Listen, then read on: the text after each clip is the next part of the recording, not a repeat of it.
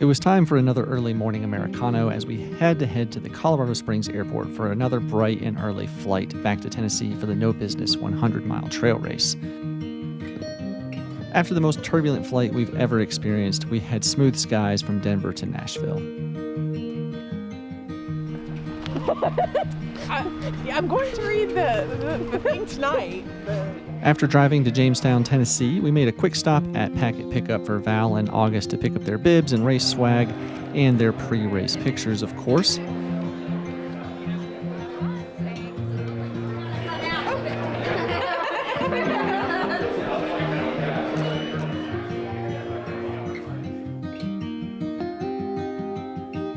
Next, we made a stop at Pickett State Park, which is the first aid station during the race, to see the bridge in sight since race day would undoubtedly be a little busier. Once back at Lee's house, it was race prep mode. Then I spent about an hour and a half taping Valen, August, and Lee's feet for the race. Yeah, well, especially when you put the benzoin on it and you spray the foot with the benzoin, which is a protective barrier from the moisture as well, supposedly. So it all should have. I sprayed the entire foot, except for the bottom. Finally, it was race morning and there was time for last-minute hydration and bathroom trips. There was even a short runner's church service put on by Brian Zickerfoos. Their purpose by running these trail races and stuff like that.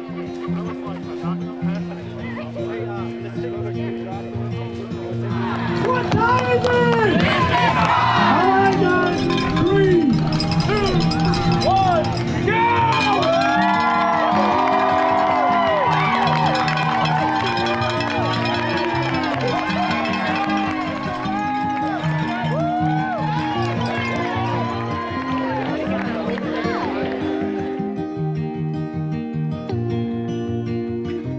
Our first stop was back at Pickett State Park to crew Valen in August, and then we drove to the Middle Creek trailhead just to cheer on the runners and show some support.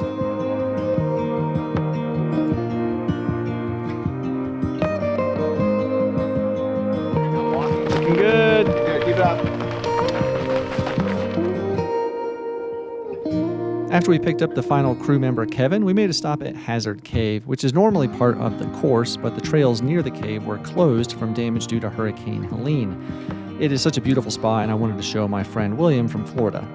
As you know, Florida's flat.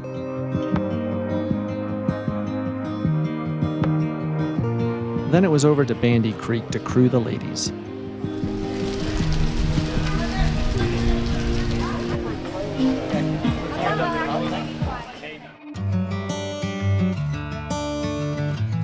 Next, we loaded up on buses to head to the drop-off point where we had to hike 1.2 miles to get to the Duncan Hollow aid station.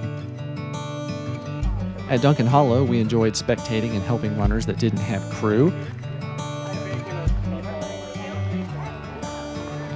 This was about 37 miles into the race, so we did start to see some carnage already.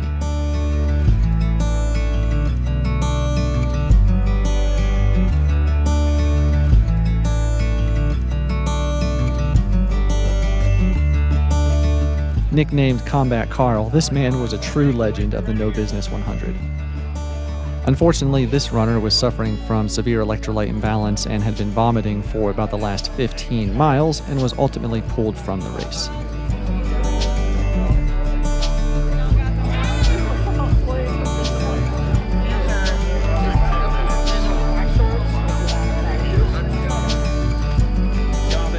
After dark, we saw and crewed Valen and August at Duncan Hollow, who were a little too close to the cutoff for comfort. Right here, Val. Right here. Right here.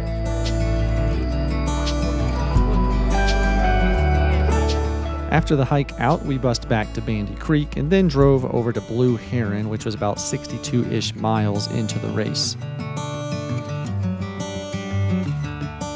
Well, unfortunately, we just got the call that we didn't want to get. They are dropping. Valen is about a mile out from Ledbetter, and the cutoff there is 2:10 a.m., so they're missing cutoff because that's the cutoff, and they're not even there yet, and it's now after that time. So gonna load up the car, go pick them up and see what's going on, and extract them. Yeah. After extracting Valen in August from the Peters Mountain trailhead, we headed back to Lee's to rest. After a little more than 2 hours of sleep, I headed back to the finish line to cheer on the runners and see Lee finish and get that double buckle.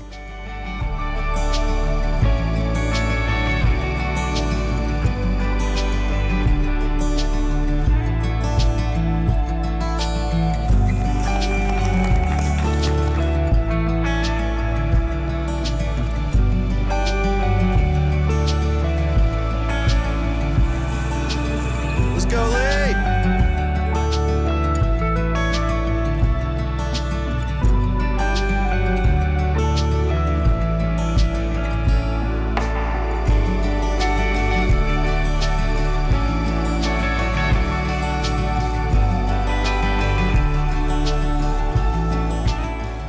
After a good night with friends and some sleep, we headed back to Nashville for another early morning flight home.